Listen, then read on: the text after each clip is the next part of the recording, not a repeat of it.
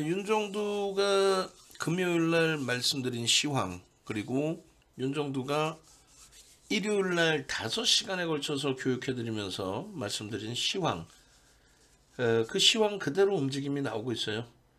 미국장의 나스닥 종합주가지수가 3.16%의 폭등입니다. 유럽도 당연히 따라가고 있죠. 결론적으로 이 좋은 장에 왜 여러분들이 그렇게 좀 어려운 기준을 잡아서 혼란스러워 하시고 그렇게 계신지 모르겠어요. 미국장의 흐름의 기준에서 나스닥 쪽의 흐름이 일단 뭐 저점을 깼네 안 깼네 이런 거를 떠나가지고 충격의 부분, 그 악재라고 인식되는 그 부분의 내용이 진짜 악재인가 이런 부분을 먼저 따져보셔야죠.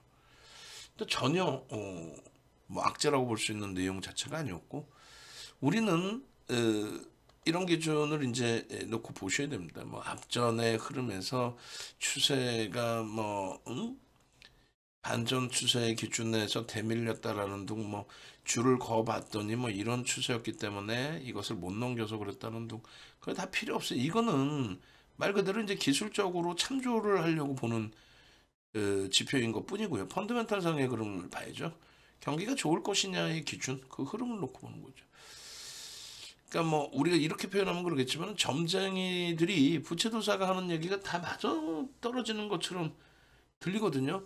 여러분들 되게 우환이 좀 있으시죠? 그러면 이제 뭔가 우환이 있는 것처럼 느껴지는 것처럼, 음? 여러분들 되게 저기 굉장히 기쁜 일 하나씩 있죠? 그러면 이제 본인 스스로가 그 기쁜 일을 만들어내게 되는 기술적 분석도 똑같습니다. 뭐 5일선 올라타면 매수하시고요. 뭐 이런 기준. 오늘은 뭐 시황 부분에 대해서 그렇게 길게 깊이 있게 뭐 볼 필요 자체가 없을 것 같아요. 오늘 기준에 금양 에코프로, 하나솔루션, 하나에어로, 포스코 케미칼, 코스모와 코스모 신소재. 그러니까 실질적으로 이제 2차 전지주들이 오늘 다 날라다녔어요. 시가총액 최상위 종목에 일단 코스닥 1위가 에코프로 BM으로 다시 탈환이 됐고, 5위가 에코프로가 5위로 올라왔고, 3조 6천억 에코프로 넘기고, 그러한 흐름 속에서 와닿는 게 있어야 돼요. 와닿는 게. 예? 시장의 기준에 실적주 기준을 놓고 보셔야 된다라는 말씀을 드린 것처럼 이 좋은 장에 왜 그렇게 어려워하시는지 저는 이해를 못하겠어요. 중요한 핵심만 좀 꼽아서 말씀을 드릴 겁니다. 먼저 이제 그 여러분들께서 들여다보시는 기준, 그 기준의 시황 부분부터 어떻게 해석을 해야 되는지 시황 부분부터 말씀을 드릴 거예요. 그에 앞서서 이러한 주력 포트폴리오 기준에서의 흐름, 오늘은 우리 주력은 다 멈칫멈칫했어요. 안타깝게. 우리 주력이 뭡니까? 하이닉스, 현대차, LG화학. 그 주력을 말씀드리면 많은 분들이 그런 말씀을 하세요. 아니 뭐 다 노출됐는데 왜 유료를 가입하냐, 유료 가입 안 해, 이렇게 말씀하십니다. 가입 안 하셔도 돼요. 20몇 년 동안, 25년 동안 멘토링 서비스 하면서 주식 35년 하고 25년 동안 여러분들께 멘토링 서비스 해드리면서 항상 이렇게 진행을 해왔어요. 결론은 제가 교육을 해드리고 그것을 다 알아들으실 수 있겠다라고 하시면은 뭐 굳이 뭐 하려고 가입을 하십니까? 그죠? 비싼 과금을 하실 필요가 없어요. 참조하시고 수익 잘 만들어내시면 돼요. 그렇게 하시고 이제 뭐 좀 기분 좋다 하시면 그러면 이제 뭐 맛있는 거 커피라도 하나씩.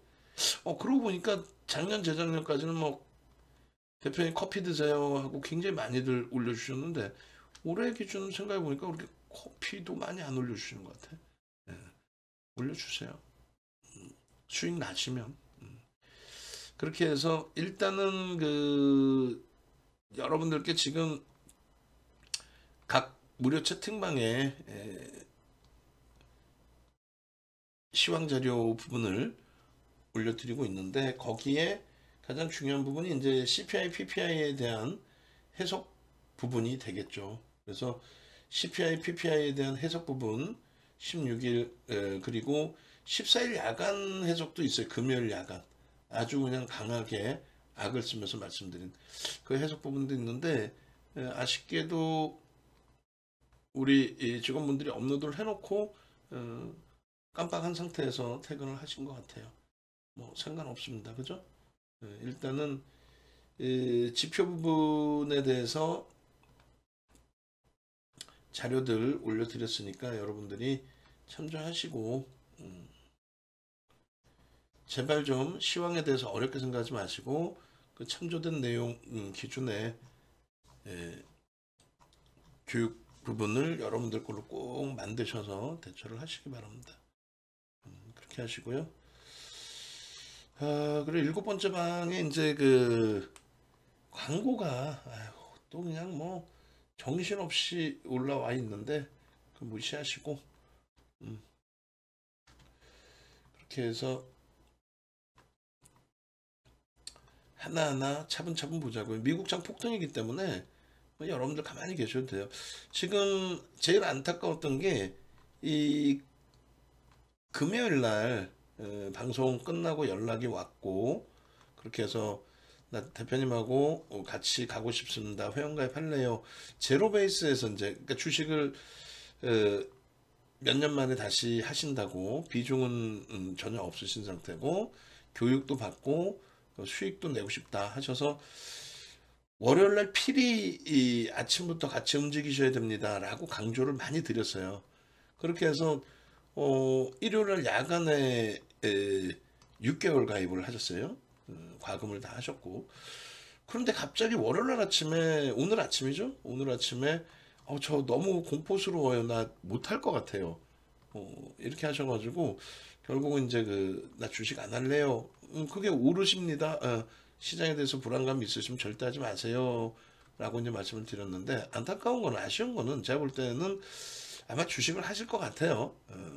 이제 지수가 더 반등이 나오고 종목이 이제 막 올라갔다 이런 내용이 나오면 매매를 하실 것 같은데 그게 이제 좀 안타까운 거죠.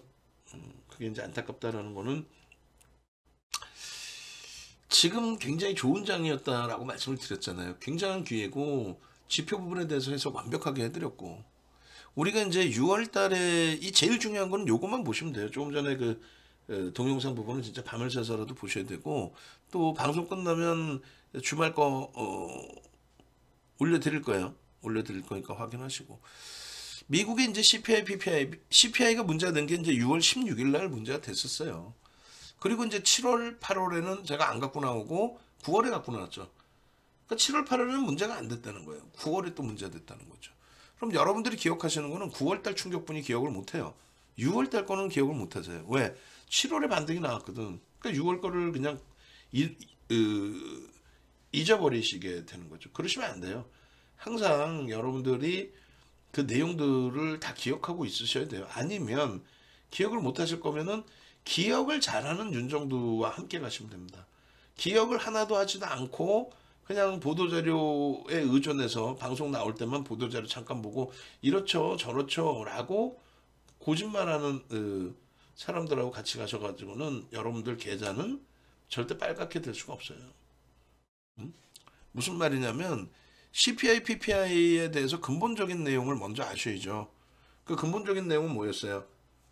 제가 13일과 14일 그러니까 생산자 물가지수, 소비자 물가지수 나온 다음에 굉장히 강력하게 말씀을 드렸어요. 만약에 이번에도 소비자 물가지수가 윗방향으로 나오게 되더라도 전혀 걱정하지 마십시오. 굉장히 강력한 랠리가 연출될 수 있습니다. 이런 식으로 이제 말씀을 드렸는데 결론적으로 시장이 급격히 반등 나오고 나서 일부의 사람들이 야 이거 허수 같은데 이거 속임수 같은데 이런 의견을 또 내놓기도 했고 다음날 바로 또 미국장 기준으로 금요일이죠. 우리나라 시간 기준으로 토요일 아침 미국장이 3% 하락으로 마무리가 되다 보니까 나스닥 지수가 공포감이 앞서고 또 거기서 흔들리신단 말이에요. 그래서 제가 말씀드린 거는 기준을 정확히 잡으셔라. CPI와 이거 CIP가 아니라 CPI인데 우리 지금 보니 아이고 이거 다 잘못 써놨네. CIP로 다 CPI, PPI인데 지금 고쳐놔야겠다. 저도 또 까먹으면 안 되니까. CPI, PPI 부분을 여러분들께서 왜 들여다보셔야 되는지부터 이제 생각을 하시고 왜 시장에서 또 들여다보고 있는지도 생각을 하셔야 되고 결론적으로 이제 다른 게 아니에요. 물가의 기준은 공급자에 의한 인플레이션이냐 아니면 수요의 증가에 따른 인플레이션이냐 그거만 확인하시면 돼요. 그러니까 이제 뭐 매번 말씀드리는 것처럼 귀가 이제 따가우시죠? 귀가 따가우시단 말이에요. 어떤 게 매번 말씀드렸다시피 오일 쇼크 당시에 그런 기준에서처럼 공급자가 문제를 일으켜서 물가가 가파른 상승을 하느냐 요 내용인데 지금 그렇지 않다. 수요에 의한 그러니까 돈을 많이 뿌려서 유동성에 의해서 경기가 회복되는 과정 속에 수요의 증가 그 수요 증가와 함께 저렇게 가파른 물가 상승률이 나왔습니다만 그럼에도 불구하고 추가적으로 기름을 부었죠. 경기부양책 2조 달러 대통령 선거 끝나고 공약을 실천하는 과정 속에서 굉장히 가파른 인플레이션이 추리가 됐는데 돈이 뿌려지면서의 인플레이션이란 말이에요. 그러니까 뭐 솔직히 우리 가슴에 손 얹고 생각해 보세요. 어떻게 됐어요? 쓸 만큼 쓰고죠. 쓸 만큼 쓰고 뭐 기분 내고 뭐 할 거 다 했잖아요. 그러고 나서 이제 너무 가파르게 올라오고 또 즐길 수 있는 분들은 즐기시는데 그러니까 뭐 예를 들면은 사상 최대치 실적을 올해 들어서 1분기, 2분기, 3분기에 계속 내주고 있는 현대차 그룹 같은 경우 그 경우하고 그리고 한국전력하고를 비교해 드렸잖아요. 그러니까 부익부 빈익빈의 효과 부분을 축소시키기 위해서 금리를 통해서 유동성을 잡아간다. 이 내용이거든요. 결론적으로 이제 그 이상 그 이하도 아님에도 불구하고 지금 인플레이션이 너무 가파르게 진행되고 있어요. 그럼 그게 뭐가 문제인데? 그럼 답변도 못해. 인플레이션이 가파르게 진행되고 있어. 뭐가 문제예요? 답변을 못해. 그냥 뭐 행설수설하는 거야. 아니 인플레이션이 가파르면은 금리를 올리면 경기가 둔화되고 뭐지? 이렇게 행설수설한단 말이에요. 명확히 얘기를 해줘야지. 인플레이션이 가파라지면은 빈부의 격차가 발생되잖아요. 쓰는 사람 쓰고 못 쓰는 사람 못 쓰고 계속 올라가면은 아까 말씀드린 것처럼 뭐 실적이 계속 좋은 쪽에 업황 쪽에 계신 분들은 뭐 충분히 아직까지도 여유로움을 즐기실 수가 있는데 미국의 이제 소매 판매나 근원 소비자 물가 지수가 여전히 강한 기준점의 하나입니다. 그런데 그렇지 못하고 이제 업황이 안 좋거나 구조 조정이 일어나는 쪽 이런 쪽에 계신 분들의 경우에는 어떻게 해요? 힘겨워질 수 있잖아요. 그렇게 되면은 경기 자체가 무너집니다. 그렇게 됐을 때도. 그래서 그 부분을 일단은 적절하게 조정을 하기 위한 방법 중에 하나가 그러면 이제 금리를 올리게 됨으로써 시중의 유동성을 이렇게 끌어당긴다는 거죠. 시중 유동성을 축소시키는 과정.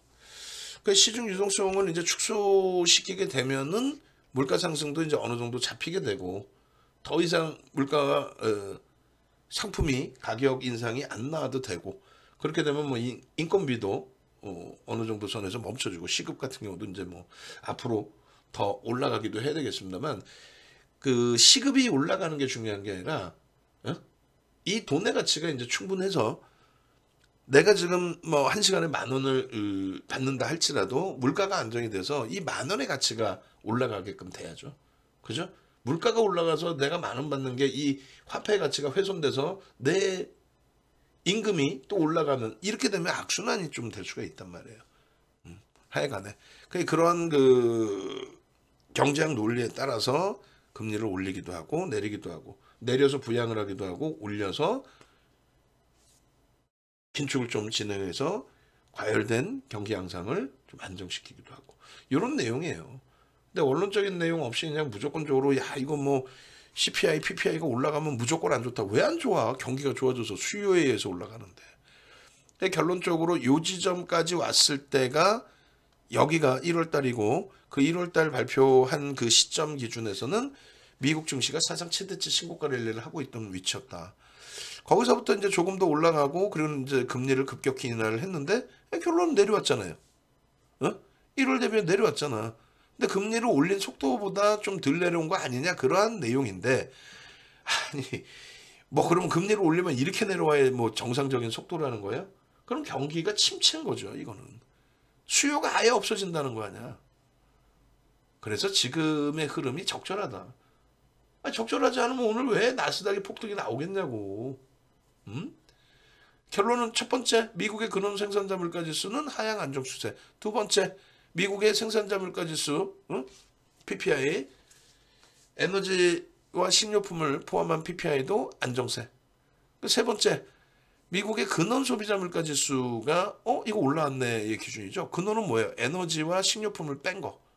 에너지와 식료품을 뺀 거. 그 전에 6월, 7월에는 에너지와 식료품을 넣었어요. 넣은 거를 봤어요. 근데 지금에 와서 또 예를 10일 걸어. 그러니까 네 가지를 보잖아요. CPI, PPI 두 가지씩. PPI에서 두 가지, CPI에서 두 가지. 뭐 잠깐만요. 얘는 아까 수정을 했는데 왜 또 이렇게 나오지? 잠시만요. 아 사진 때문에 그렇구나. 예, 이거 내일 다 고치라 그래야 되겠다. 예. 그래서 결론적으로 지금 어찌됐건 네 가지를 보는데 그 중에 근원 소비자 물가 지수만 올라와 있는 거지 나머지는 다 어찌됐건 하향이에요. 어찌됐건 하향입니다. 그래서 결론적으로 근원 소비자 물가 지수가 이렇게 됐을 때 지난달이죠. 9월 달에 아니 금리를 내렸는데 내려와야죠. 왜 올라갔어? 그렇게 해서 충격을 받았잖아요. 그러면 진짜 올라가서 충격받았냐? 뭐 올라가서 충격받았다고 할 수도 있죠. 그럼 추가적으로 올라오면 더 충격받냐? 개풀이나 지금 충격 안 받잖아요. 개파락 이후에 5% 이상 들어올리면서 반등 엄청난 강세로 마감이 됐었죠. 그 다음에 금요일 날 음봉으로 떨어진 거 아니야? 개파락의 음봉으로. 근데 저점을 안 깼단 말이에요. 그러고 나서 지금 또 3% 들어올려. 그럼 결국은 얘가 발표되고 CPI 근원 소비자 물가 지수가 두 달 연속 올라섰는데도 불구하고 결론은 시장은 발표 전보다 강세야. 왜? 완전 올릴 만큼 다 올렸고 그리고 이번에 자이언트 스텝 한 번 더 밟을 거고 그거 밟으면은 PPI 하락 추세 근원 PPI 일반 PPI 둘 다 하락 추세 그럼 안정화돼 있는 거고 그 다음에 소비자 물가 지수도 에너지 식료품 포함한 쪽이 일단은 하락 반전이야. 그러니까 얘만 잡히면 되는데 얘도 잡혀 안 잡혀? 무조건 잡히죠. 왜? 금리를 올려서의 기준을 떠나서 생산자 물가 지수가 잡혔잖아. 생산자 물가 지수가 잡혔는데 왜 얘가 안 잡혀요? 특히나 근원 소비자 물가 지수는 에너지와 식료품을 빼고 난 거니까 그럼 공산품이잖아 나머지는. 그럼 생산자의 공산품 가격이 다 안정화가 되는데 얘가 왜 안 잡히냐고. 말도 안 되는 소리지. 거기다가 이걸 보시면은요. 이때는 얘를 봤단 말이에요. 근원을 안 보고 유가가 포함된 거. 야 우크라이나 어쩌고 저쩌고 하면서. 결론은 얘도 똑같아요. 여기서 왜 금리를 급격히 낮췄는데 왜 올라갔냐 이가 이렇게. 그런데 잘 보시면 그 각도가 7월 달이 더 많이 올라갔어. 그런데도 불구하고 아니 경험치를 되새겨 보시라니까. 6월 달에 이렇게 올라와서 그렇게 해서 어떻게 했어요? 시장이 급격하게 조정을 받았단 말이야. 그런데 결론은 7월 달에 더 올라가면 완전히 초점 박살나야 되죠. 근데 그게 아니라 시장은 저점 대비 20%의 폭등 랠리 나스닥이 우리나라 15% 수준의 폭등 랠리. 그걸 왜 기억을 못해요? 여러분들이 기억 못하시면 윤정수가 기억하고 있으면 되고 윤정수가 얘기하면 그럼 믿고 따라오면 되잖아. 옆집에서 쟤는 저렇게 얘기하던데 비교를 해? 어디 감히 윤정수를 옆집 사람하고 비교를 해요? 결국은 다 잡힌 거예요. 더 이상 뭐 이게 어때 저게 어때 저보다 선생님 역할 하시려고 하지 마세요. 윤정도의 기준에서 다 잡아드린 거니까. 그리고 이게 방송 원고도 제가 좀 뭐 잘못 보냈나 그런 것 같지는 않은데 수입물가 지수, 그다음에 이게 하나를 제가 잘못 지워버렸구나. 소매 판매가 밑에 이렇게 잘못, 왜 얘가 이렇게 밑에 내려가 있었지? 말도 안 되는데. 어찌됐건 위치를 제가 안 바꿨나? 소매 판매 부분, 소매 판매 부분, 소매 판매 부분, 소매 판매 부분. 그 다음에 얘가 수입물가 지수, 수입물가 지수, 수입물가 지수. 그다음 얘가 오케이. 그렇게 해서 우리는 금요일 날 또 일요일 날 다 이걸 해드렸어요. 금요일 날은 어떻게 했어요? 기억나시죠? 윤정두 아그락을 쓰면서 지수가 1%대 하락을 하고 있는데 윤정두가 아그락을 쓰면서 이렇게 쓰면서 전혀 걱정하지 마세요. 시장은 이제부터 본격적인 랠리입니다. 말씀드렸단 말이에요. 그런데 토요일 날 아침에 눈 뜨시니까 어때? 야, 이거 시장이 나스닥이 3% 폭락이야. 주말 내내 힘드셨죠. 근데 일요일 날 야간에 윤정두가 또 악을 쓰면서 이야, 이제부터 본격적인 랠리야. 응? 그러면서 이거를 설명을 드린 거예요. 자, 잘 보세요. 소매 판매가 아니 소매 판매가 증가해야 좋아요? 아니면 안 증가해야 좋아요? 증가해야 좋죠. 아니, 경기가 살아나야지. 소매가 많이 판매가 돼야 경기가 살아나는 거 아니야. 그죠? 그럼 여기서 소매 판매가 줄어들어서 이게 좋은 거예요, 나쁜 거예요? 지금 이렇게 줄어드는 건 좋은 거죠. 왜? 금리를 올리게 됨으로써 인플레이션을 잡아야 되니까 소매 판매가 좀 줄어들어야 된단 말이에요. 그죠? 소매 판매가 줄어들어서 너무 좋아. 너무너무 좋다 이거야. 그런데 왜 윤정두가 이걸 자꾸 하향되는 거에 대한 좋은 게 아니라 소매 판매가 긍정적입니다. 경기 침체가 아니라 둔합니다. 투권 들면 살아납니다. 이 내용은 자 보세요. 과거 대비해서 코로나19 이전 시점의 흐름 그 소매 판매 기준 대비해서 여전히 위에 있죠. 위에 있잖아요. 그래서 좋다라는 거야. 만약에 인플레이션이라고 느끼고 있는 지금의 CPI, PPI 느끼고 있는 게 아니라 인플레이션이죠. 지금 그 범위에 수요에 의한 인플레이션 범위에 소매 판매가 똑같은 위치였다. 그럼 어떻게 돼야 돼? 소매 판매가 더 줄어야 되는 거죠. 그래야 인플레이션이 잡힐 거 아니야. 물가 상승이 수요가 없어져야 잡힐 거 아니에요. 그러면 같은 위치에서 수요가 없어지면 어떻게 돼? 소매 판매가 없어지면. 이건 문제가 심각해지죠. 이거 어디 가서 누구한테 들을 거야 이거를. 이 지표를 보면서. 방송 케이블 TV에서 단 한 명이 이거 갖고 나와서 얘기 그렇게 해주는 사람이 있어요? 없죠? 아마 수요일, 목요일, 금요일 아주 쌩 난리들 쳤을걸? 수, 목, 금? 주말 내내? 오늘 아침 개장 전까지? 개장 직후까지도 시장 폭락이라고 내가 그랬죠? 그러면서 뭐 지표 안 좋은데 막 이러면서 지표가 개뿔 뭐가 안 좋아? 이렇게 좋은 지표에서. 마찬가지입니다. 미국의 경우에는 이제는 대놓고 얘기가 나오죠. 그 전부터 윤정두가 계속 얘기했던 게 뭐예요? 달러 강세 부분에 대해서는 미국의 민주당 정부의 정책적인 기준인 거지 뭐 우리나라의 원화 약세가 우리나라의 고질적인 어떤 문제는 아니다. 그 부분에 대해서도 자료를 다 보여드렸고요. 우리나라 원화가 우리나라만 약세를 달러 대비 약세를 띠는 게 아니라 달러가 강세를 띠면서 엔화의 약세 파운드화의 약세, 유로화의 약세 거의 비슷한 수준이에요. 그 중에서 이제 초약세를 띠는 게 엔화인 거고, 그리고 우리나라도 이제 점점 이게 시간이 길어지니까 불안 심리 그런 요인도 병행이 되면서인지 어찌됐건 우리나라의 원화의 약세도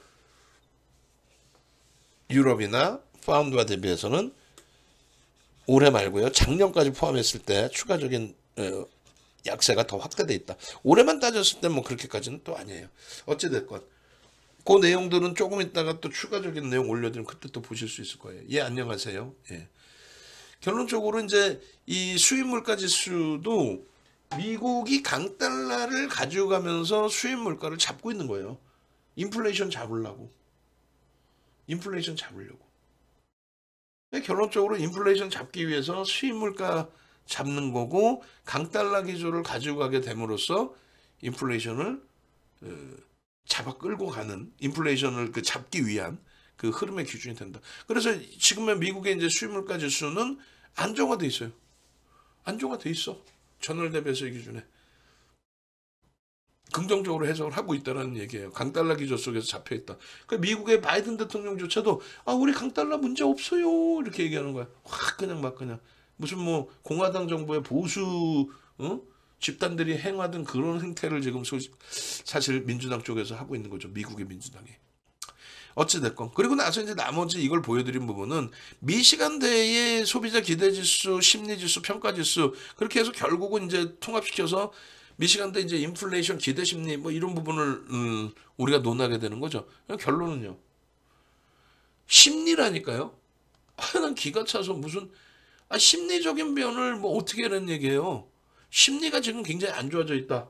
2주에 한 번씩 발표를 하는데 심리가 안 좋아져 있다. 그걸 뭐 어쩌라고. 실질적인 건 문제 없잖아요. 근데 심리가 안 좋아졌어. 야, 있잖아. 인플레이션이 더 오래 갈 것 같아. 라는 심리. 인플레이션이 오래 갔다는 게 아니라 인플레이션이 오래 갈 것 같다라는 심리라니까요. 그렇게 생각하는 심리. 그 심리가 부담스럽다는 거지. 실질적으로 인플레이션이 더 강화돼 있다.